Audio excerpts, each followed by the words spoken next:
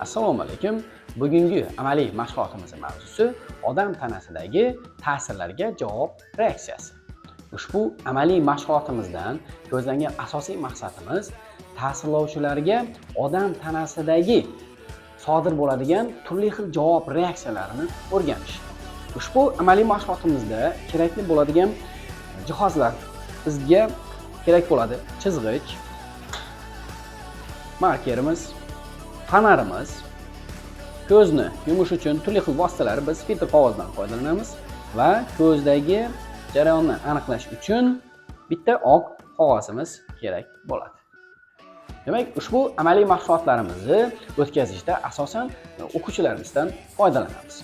Biz albatta bu amaliy mashg'ulotlar va tajribalarni ishlaganimizda birinchi navbatda xavfsizlik texnik qoidalariga rioya qilishimiz shart. Oddiy o'quvchimizlar bir-biriga zarar yetkazib qo'ymasligi, stol va stullardan foydalanganda tartib qoida bilan o'tirishlari va bir-biriga odob-axloq rioyalariga e'tibor bergan holda ishlarni bajarishlari kerak bo'ladi. Biz birinchi tajribada o'quvchimiz stulda o'zini erkin holatda ushlab o'tiradi va uning ko'zini oldida xohlasa ustozni, xohlasa 2 nafar o'quvchidan foydalanib, turli xil qo'l harakatlarini amalga oshiramiz.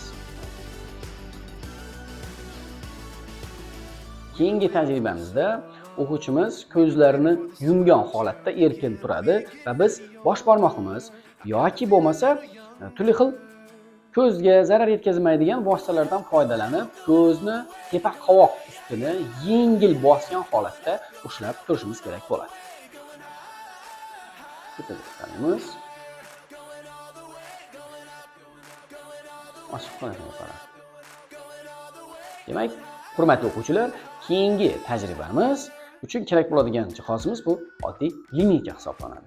O'quvchimizdan oyoqlarini, demak, birinchi oyog'ini ikkinchi oyoq ustiga qo'yib o'tirgan holatda bo'lishini so'raymiz.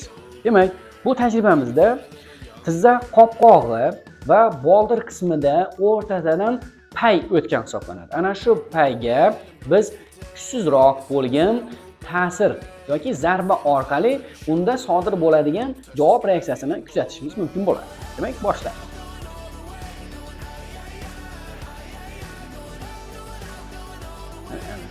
Demak, ta'sirni kuzatdingiz. Hurmatli o'quvchilarimiz, keyingi tajribamiz oldingi tajribamizga o'xshashroq, faqat ba'zi bir qismlar bilan farq qiladi. Bunda biz oq qog'ozimizga 2 santimetr kvadrat oralig'ida kvadrat chizib olganmiz va o'quvchimizni ko'zlarini qo'llarimiz bilan tepa qovoqlarini bosib turgan holatda ma'lum bir muddat ushlab turamiz va qog'ozimizni o'quvchini qo'liga beramiz. Undan tepaga qarab turishini va ma'lum bir muddat kuzatib, undan keyin ko'zlarini yumishini va qovoqlarini unchalik bosim bermagan holatda ushlab turib qo'yib yuboramiz va qog'ozdagi kvadratga qarashini so'raymiz. Hurmatli o'quvchilarimiz, tajribamiz oxirida har bir o'tkazilgan tajribamiz uchun olingan o'quvchimizdan qanday ta'sirlarni sezganligi haqida xulosalarni so'raymiz va ular ishtirokida o'quvchilar bilan birgalikda tahlil o'tkazamiz.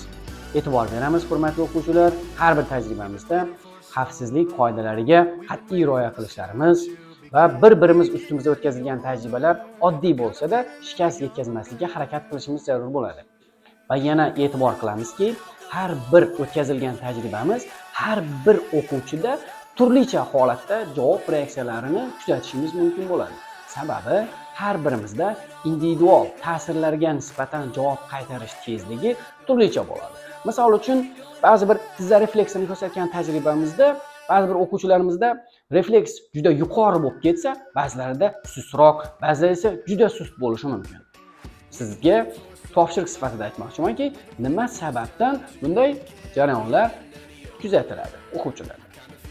Demak, keyingi tajribalarimizda ko'rishguncha deb qolamiz.